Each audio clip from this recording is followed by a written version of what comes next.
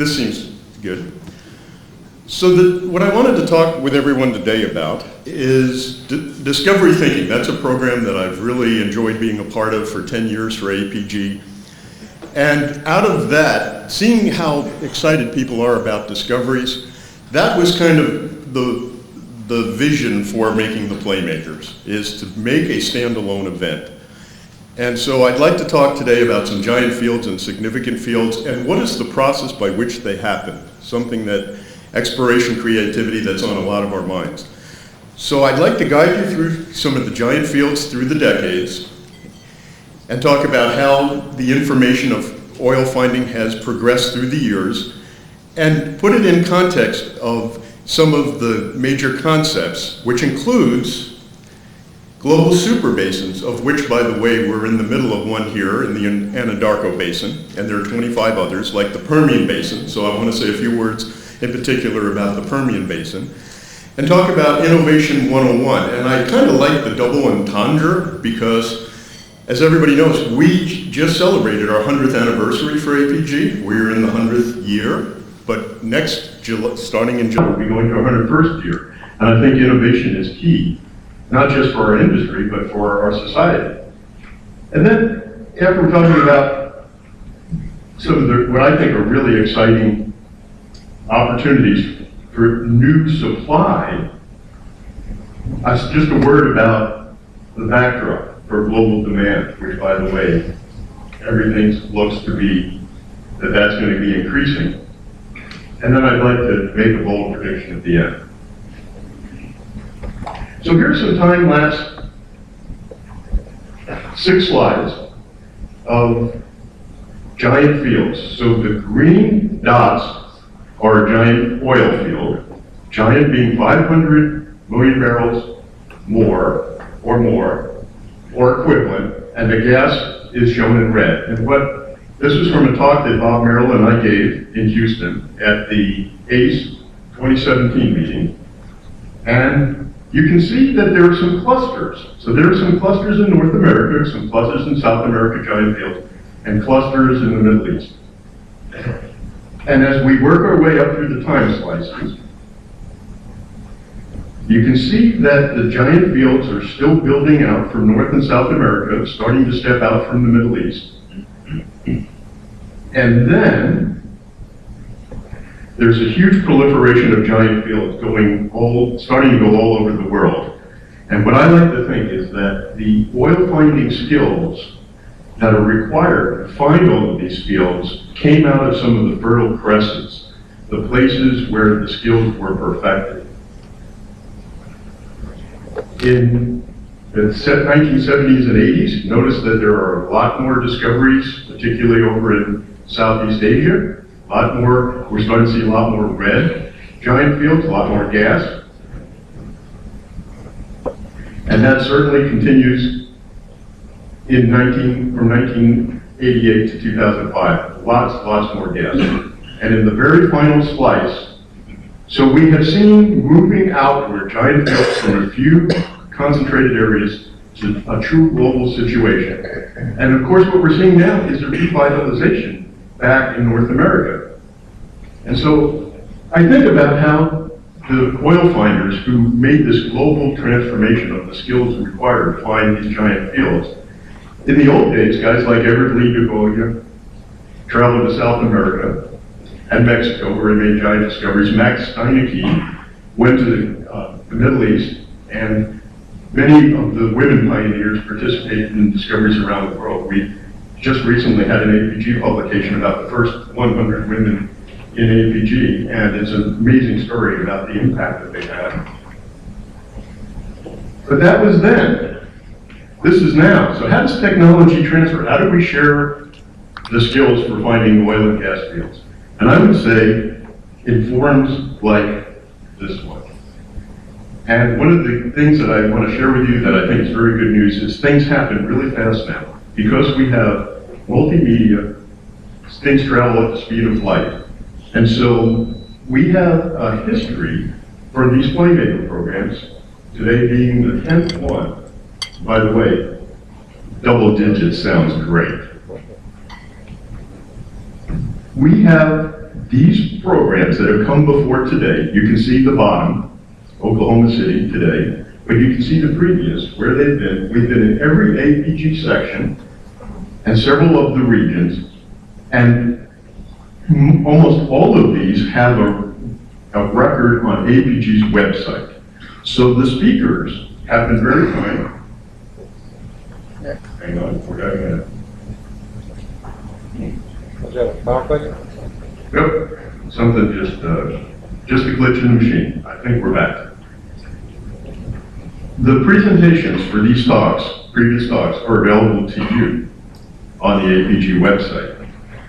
And so I love going out and giving a talk, Legacy of Discovery, Resources for Explorers. So if you go to the APG webpage, under Publications, under Search and Discovery, you can get into the special collections. And we have all of the Discovery Thinking talks, many, many great talks that are there for you, and also the Playmaker forums from these previous events.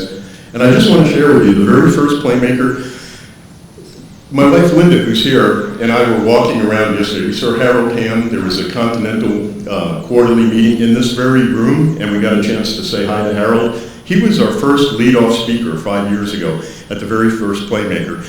And we have his talk available on the web page. We also, I'll just point out too that I think are really exciting. Dick Stoneburner has a distinguished lecture. Dick's going to be speaking later today on the new workflows for unconventional versus conventional. And Dan Tierpach, 10 Habits of Highly Successful Oil Finders, and some other fantastic things for people who go to NABE and are interested in buying selling prospects. We have a presentation by Steve Brockman on selling your prospect. And many of you, I think, also know Ted Beaumont. Ted has a talk on his exploration creativity. So these are resources for you, available online. And I just want to give you an update. So Chandler and Rick mentioned we had a Playmaker in Midland in February of this year. It was absolutely fantastic, just, huge turnout just like today.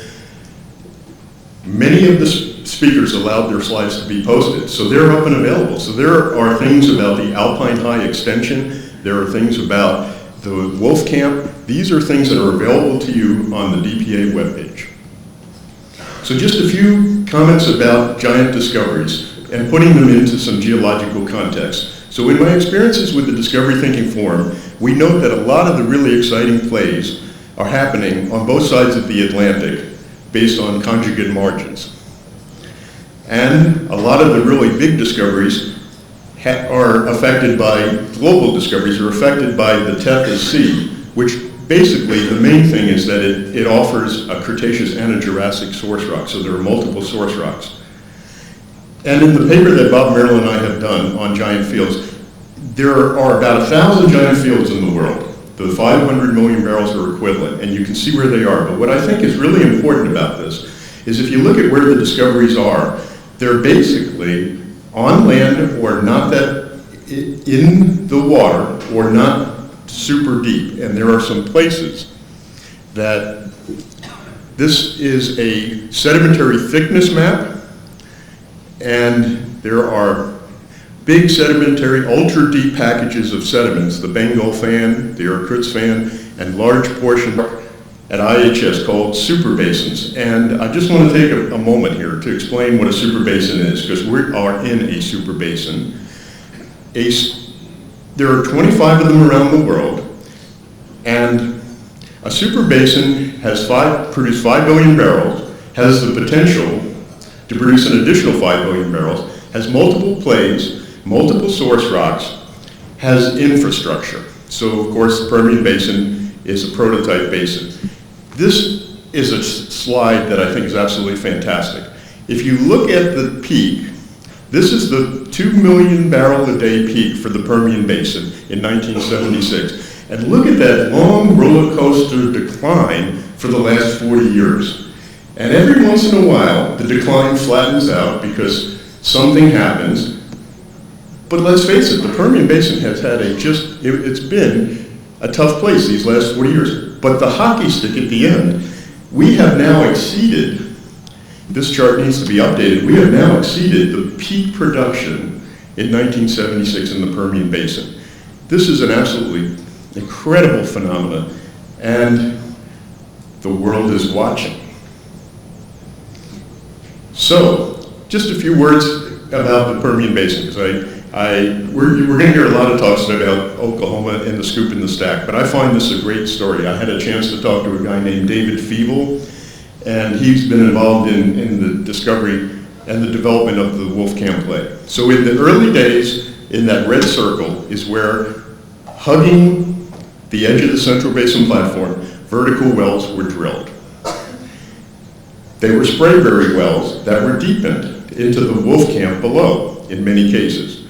And so a lot of this testing of the Wolfcamp began there. But then, the Wolfcamp play stepped out into the Midland Basin, into the shale facies, away from the shelf edge, and that became the horizontal play. So that's the second pivot. It started as a deepening of vertical Sprayberry, and it moved out into the basin with horizontal wells.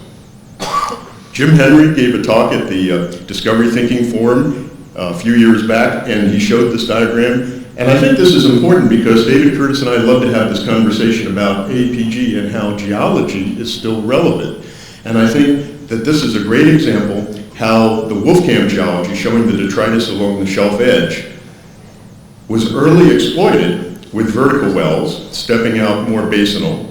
And now note that there's a little hockey stick horizontal into the shale plays. And note, as the horizontals are getting longer. And so that's the evolution of the Wolfcamp in the Midland Basin. And some of the refinements you can see in the vertical wells to the left, that the Sprayberry, then a deepening vertical wells in the center to the Wolfcamp, and then varying horizontals of different lengths and frac spacing and frac intensity and different fluids have continued to develop that play in the Midland Basin. And then the third pivot is the same formation, Wolfcamp and the detritus, into the Delaware Basin, which is deeper. So you can see on the diagram here, deeper, hotter, more pressure means better economics. So those are three major pivots in one play. And with the Wolfcamp, a basin, the Permian Basin, 40 billion barrels, IHS estimates that there's another 80 billion barrels. That's amazing. 40 billion historically, 80 billion, the best is yet to come. Unbelievable.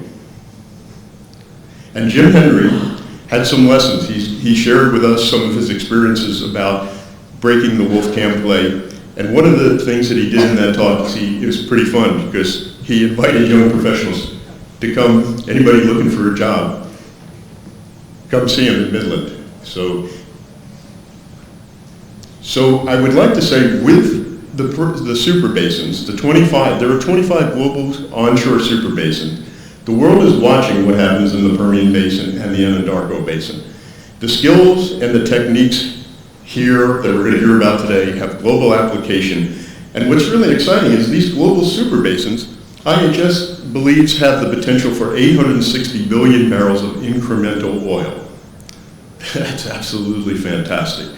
Some basins will adapt the technology faster than others, but the potential is there. And so in my new role as incoming president for APG starting July 1st, is I would like to take us, APG, where the oil is, and focus on our programs, our events, our conferences, our publications to really celebrate the oily basins in the world.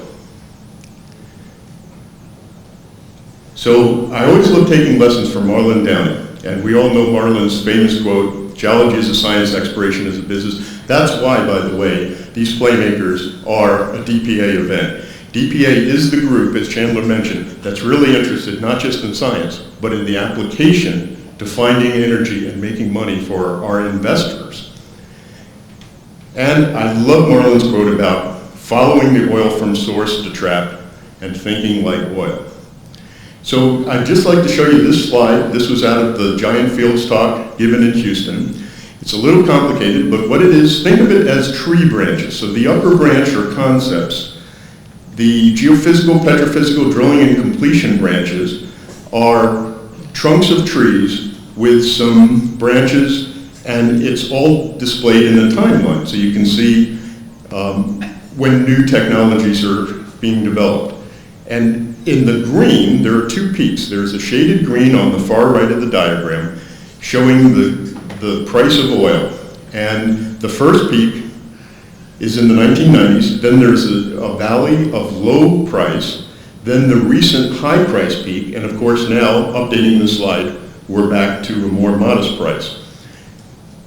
But what I like to think of is this area here where there's generally lower price. I like to think of that as the valley of innovation, because look at all the branches of technology, seismic, drilling, that happened during the low price. And of course, that's when we have to innovate, because we have to, in order to survive, we have to come up with new things and new efficiencies. And I would like to also offer, if that's true, that we innovate when times are tough, I would expect a lot of innovating to be going on right now. So a word or two about innovation. This is Henry Pettingill, my friend, Chief Geoscientist for Noble Energy. Henry teaches courses on innovating, and I highly recommend anyone who is interested in this topic to the Innovator's DNA book. And basically it talks about the 5 key skills of innovation. And the first one is associating, and it's amazing because a lot of the greatest developments in the oil industry are not creating something that never existed before, but by combining things that exist in creative ways. Asking questions is key, and disruptive questions like why not, and wouldn't it be great if, those are key questions to be asking. And observing in all of the processes that we do to find and produce energy. If people are taking shortcuts, the shortcuts are telling you there's a better way. Networking is key. That's how we advance. We all share ideas, and that's what these forums are most about. You're going to hear some fantastic talks today, but I will predict that you will get equal value in just talking to your colleagues and learning and sharing practices. And experimenting, that's key, because taking shots on goals, lots of people have ideas, but the thing is to take a lot of shots on goals, and if they fail fast, and keep taking more shots on goals. And the value innovation drives price down and makes value go up. That is the fundamental thing that drives value. So I'd like to just share these next couple slides in the increasing efficiencies in our business. So as we are becoming better as an industry at horizontal drilling in these shale plays, we are changing the lengths, the fluids, we're going more slick water, we're increasing the number of stages, we're increasing the amount of proppant. These are things that we're basically, you can see Gen 1, Gen 2, Gen 3, you can see the improvements in more production. And as my friend Bill DeMis likes to point out, that's the up and to the left effect. That is how innovation is making our industry more efficient. And here's a really interesting thing. Many plays, when we first started the Unconventional Revolution, shall we say about 10 years ago, many plays with Gen 1 technology were not economic at that time. But with Gen 2, Gen 3, Gen 4 technologies, we're starting to see a renaissance. So, for example, plays like the Haynesville, the Fayetteville, Eagle Mine, and others, we're starting to see a lot of these plays come back. And so, talking with Chandler Wilhelm, we're thinking about a future playmaker in Houston to address some of these rejuvenated plays. And so here's a quick diagram from the Haynesville, just diagrammatically showing timeline increasing to the right and how the changing of the fracs and techniques have improved with time. And a couple of graphs, I'll skip through them, but they show that profit goes up with longer laterals. And I'll skip the Fayetteville for right now because I want to just get to this. So we were having this great conversation at the Midland Playmakers. I don't know, many of you may know Mike Party. And I said, Mike, you know, this is unbelievable. 40 billion barrels cumulative for the Permian Basin, 80 billion barrels now going forward with all of the new technology. Wolfcamp is supreme. So I said, what's the next big thing? Now, some of us who have been in the Permian Basin for a long time know about the Ross play. It's been around for a long time, 30 years. The residual oil zone, abbreviated RAS. Like many great ideas, they wait for the right time.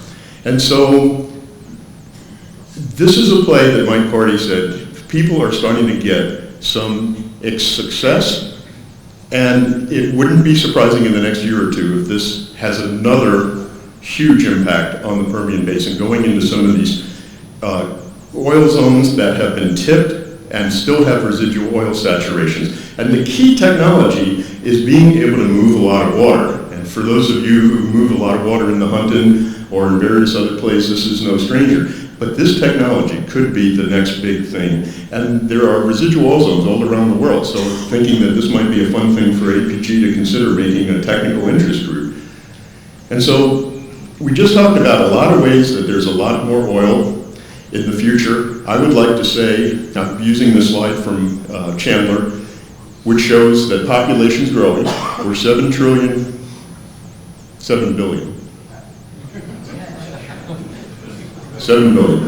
7 billion people on the planet, and it won't be long until we're 10 billion people on the planet. And so Scott Tinker and others talk about the energy demand growing, particularly in Southeast Asia. Everyone wants a better lifestyle. What we do is we help people live a better life by providing the energy. So the demand is going to increase. So with those things, to sum up, I think that the petroleum reserves are probably greater than we had dared imagine. Geoscience and innovation are key and will continue to be so. I'm proud to say that APG and professional societies help drive the technology transfer. The demand for the product looks like it's going to continue and grow. And so my bold prediction is that we will be focused on discovery thinking for a very long time to come. Thank you, everybody.